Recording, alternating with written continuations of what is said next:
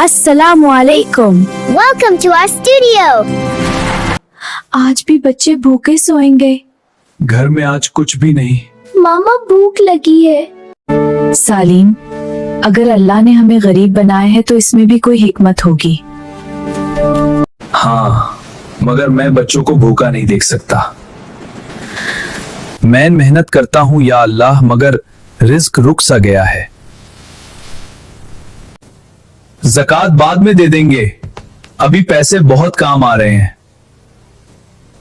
ज़कात गरीब का हक है, जो रोका जाए वो वापस चला जाता है। ये ज़कात है आपके लिए। या अल्लाह, तूने देर की मगर भुला नहीं। ज़कात सिर्फ माल नहीं बदलती, तकदीर बदल देती है। ये गरीब का हक है और देने वाले के लिए निजात।